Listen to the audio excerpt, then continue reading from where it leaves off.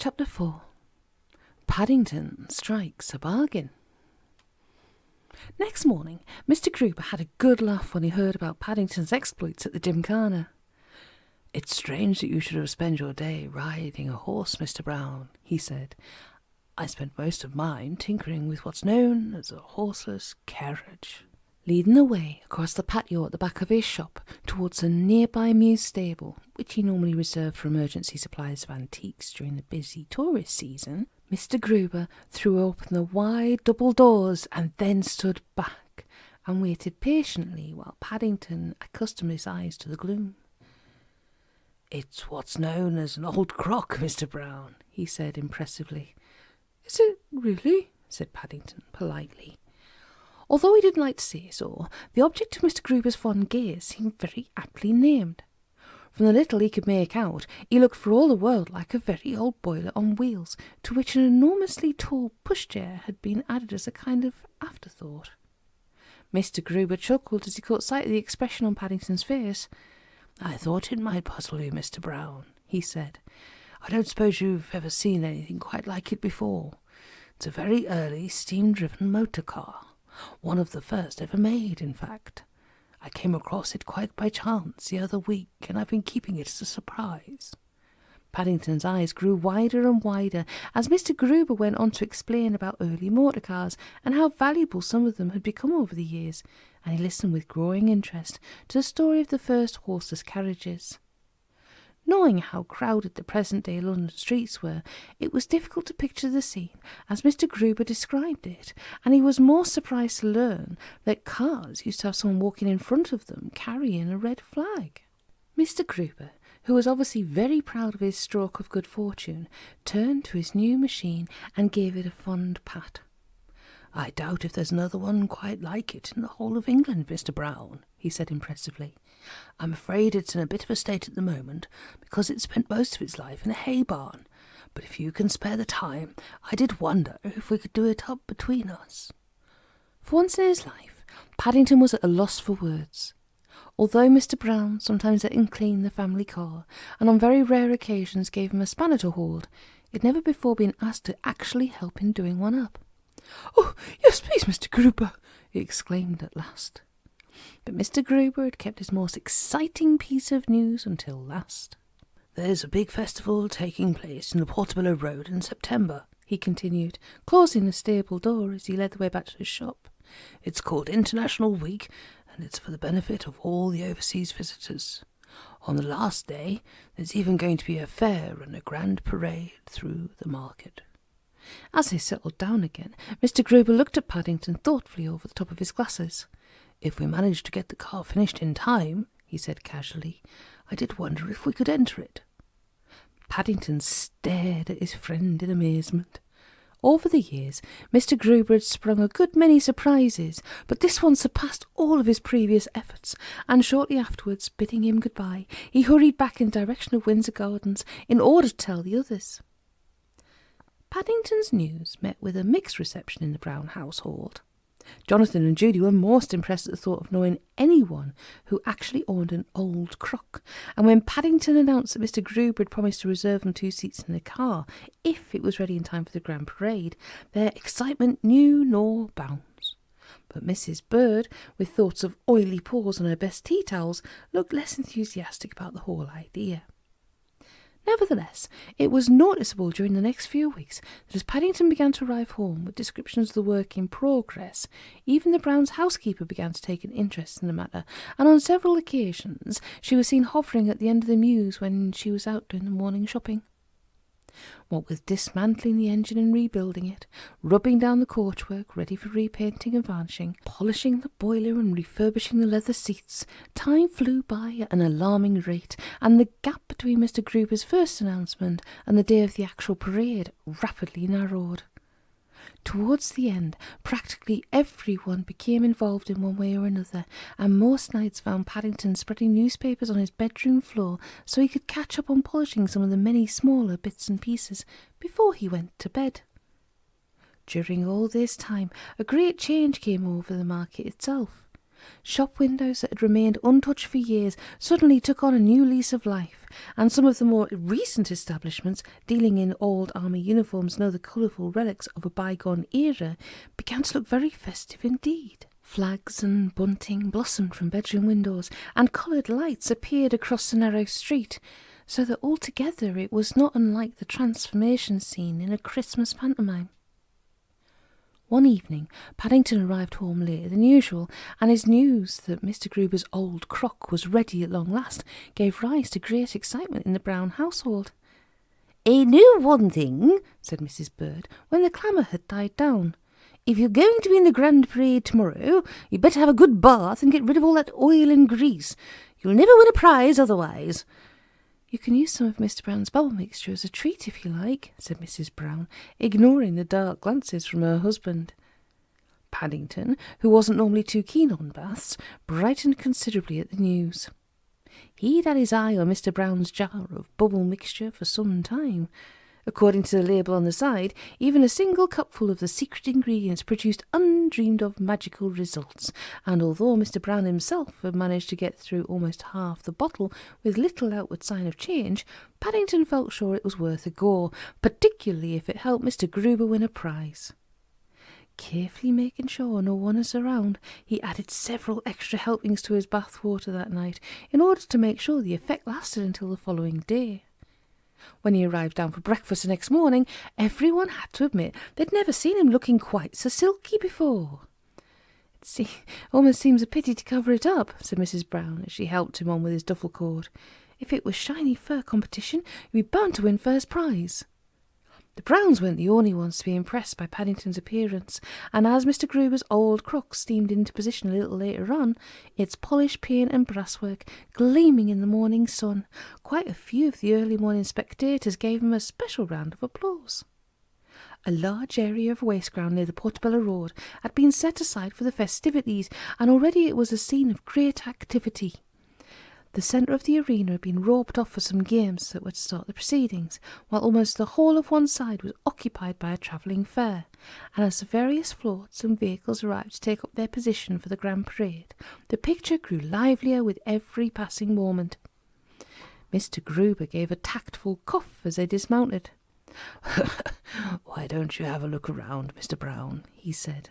"I have to take one of the front wheels off to make some last-minute adjustments, but I shall be quite all right on my own."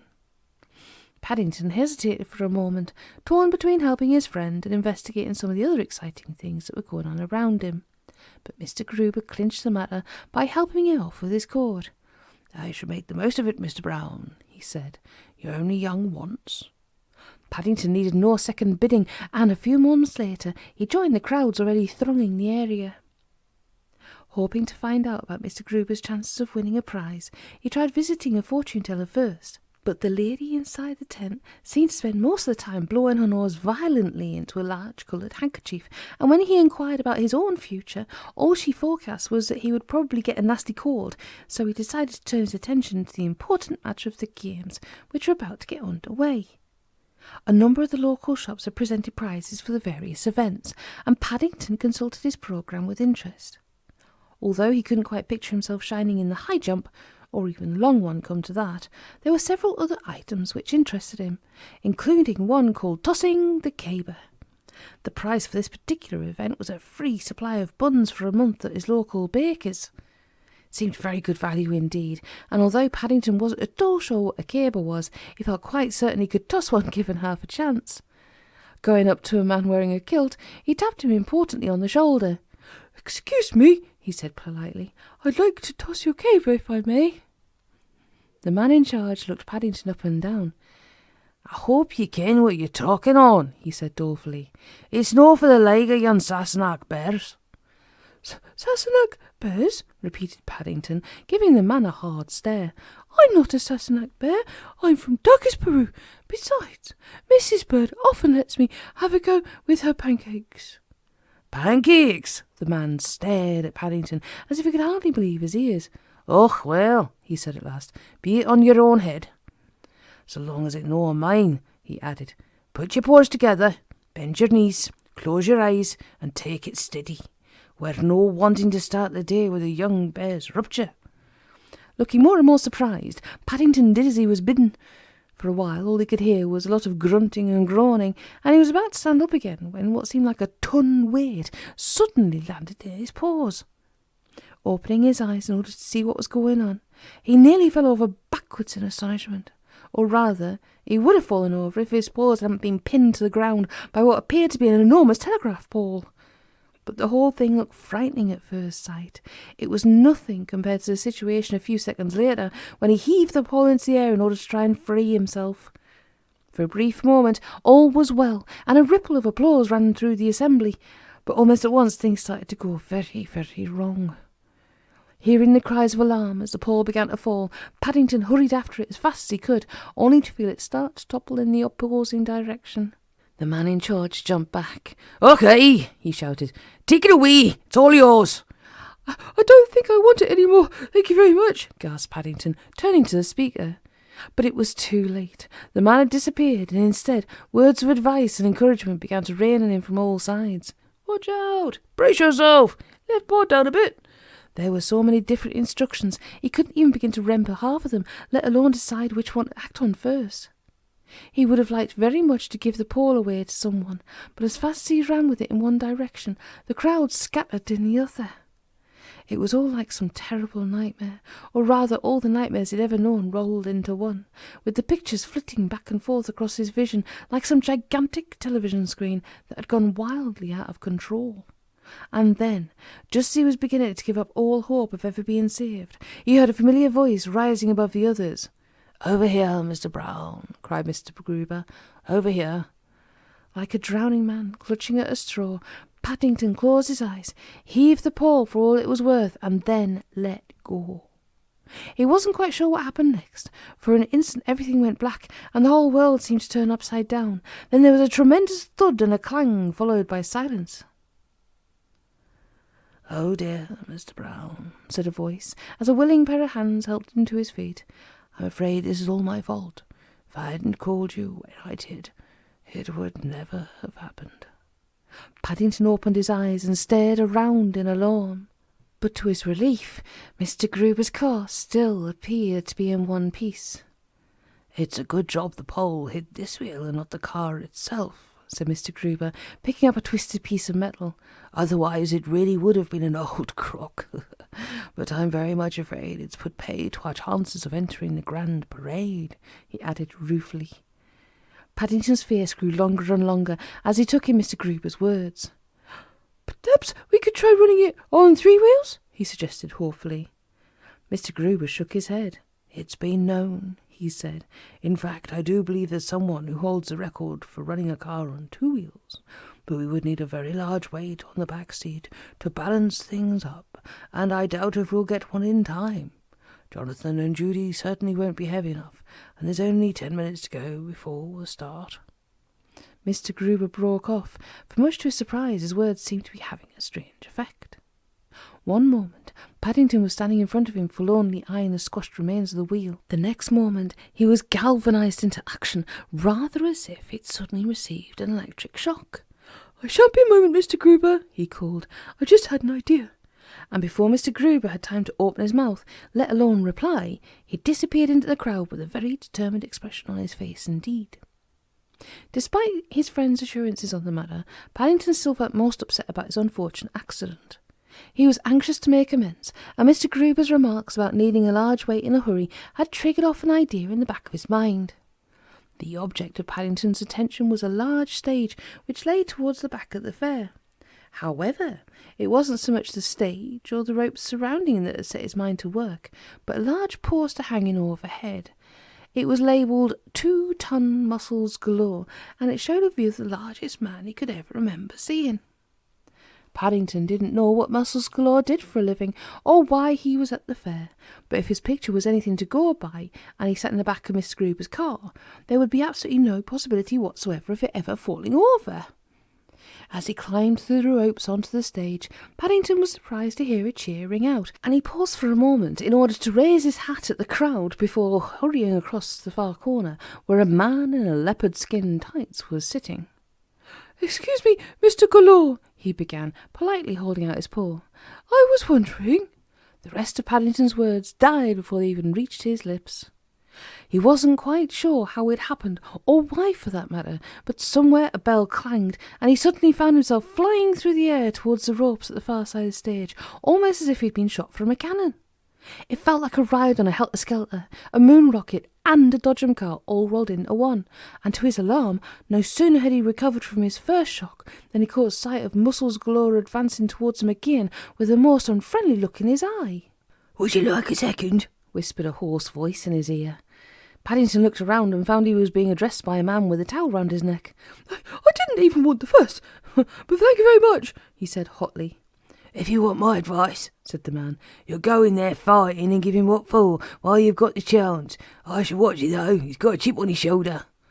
"Mr. Galore's got a chip on his shoulder," repeated Paddington, licking his lips. Although he didn't think much of his new friend's advice, he found the last piece of information much more to his liking. All the activity that morning had made him feel hungry, and he peered hopefully at the advancing figure. But his interest was short-lived. There wasn't so much as a potato peeling on Mr. Galore's shoulders, let alone any chips, and as he loomed nearer and nearer, snorting and baring his teeth, it was all too easy to see how he'd earned his name. In fact, he seemed to have muscles on top of his muscles, and Paddington didn't like the look of the way some of them were rippling at all. "Lay into him!" shouted someone in the crowd. "Tear him apart!" Paddington wasn't sure whether the remark was intended for him or 2-ton Muscles Galore, but he didn't stop to find out. Pulling his hat firmly down over his head, he slithered past his opponent and hurried around the ring in an effort to find the nearest exit. He was only just in the nick of time, for there was a loud twang behind him as Muscles Galore landed against the ropes and bounced off again, landing with a heavy thud on the floor. The roar which greeted Paddington's narrow escape was equalled only by the growl from 2-ton Muscles as his outstretched hands grasped at the empty air. "First rate," said someone, pushing Paddington back into the ring as he tried to clamber through the ropes. "I don't think I want to stay in a ring with a great brute like that just for the sake of £1 a minute." "Not for £50, agreed someone else. "I'd like to live to spend it. Still, it's the best so far today. By my reckoning, that young bear's £2 up already." Paddington stared at the speaker in amazement. Far from wanting to earn £1 for every minute spent in the ring with Muscles Galore, he would willingly have foregone quite a few weeks' bud money in order to stay out. But before he had time to think too deeply about the matter, he felt a vice-like grip encircle his waist, and for a second time in as many minutes he found himself hurtling through the air.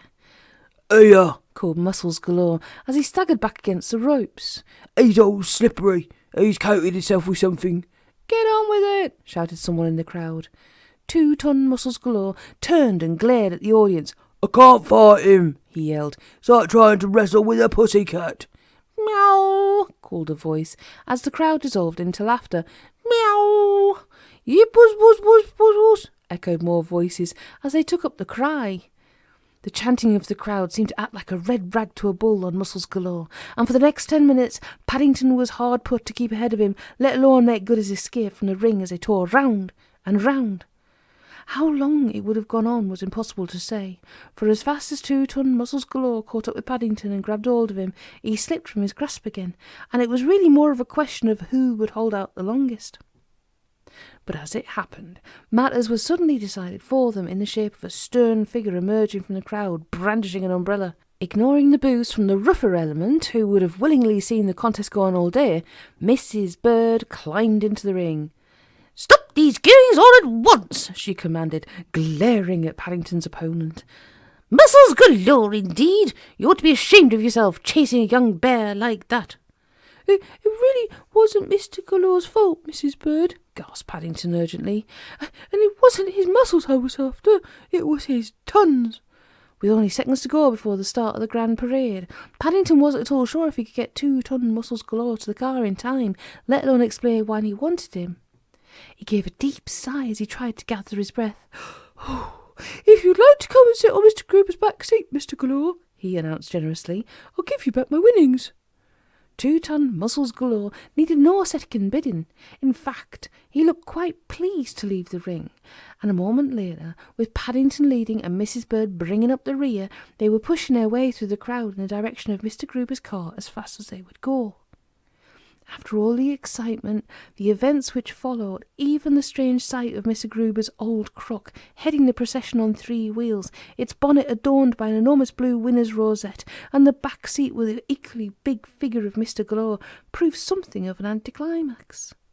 Both Paddington and Mr. Gruber were well-known figures in the market, and it was a popular result, but long after the parade was over, and the last of the fair was being packed up ready to leave, the main talking point was Paddington's exploits in the ring. Even Muscles Galore himself made a special point of shaking him warmly by the paw before he left. "Such a nice gentleman," said Mrs. Bird surprisingly, as she waved goodbye. "Quite one of the old school," agreed Mr. Gruber. "I think he and young Mr. Brown were very well matched, with odds on Mr. Brown, of course," he added hastily. "Fancy staying in the ring with him for 10 whole minutes, though!" exclaimed Jonathan admiringly. "I wouldn't have fancied it." "The man who ran the booth announced it was a record," broke in Judy. "Mr. Galore said I'm what they call a southpaw," exclaimed Paddington. "That's most unusual." The Browns exchanged glances. There was a peculiar gleam in Paddington's eye, and it was noticeable they were being given an extra wide berth by the other passers-by as they made their way home. "I must say it's nice to feel in such safe paws," said Mrs. Bird, as Paddington aimed a particularly hard stare at a nearby shadow, "especially late at night." "What are you going to do when you get home, Paddington?" asked Mr. Brown jokingly. "Have half an hour with the medicine ball or do some press-ups?" Paddington directed his stare in Mr. Brown's direction. "I think," he said to everyone's astonishment, "I shall have a nice hot bath." "Good gracious!" exclaimed Mrs. Brown. "Wonders will never cease." But Paddington had other things on his mind. Thinking back over the day's events, he decided that the thing that had impressed him most of all was the outcome of the previous night's bubble bath. The result of only a few capfuls had surpassed anything forecast on the side of the jar, and there was no knowing what might happen if he used the rest in one go. "My fur's got very dusty, Mr. Brown," he announced hopefully, "so I think I shall need plenty of your mixture to put it right again."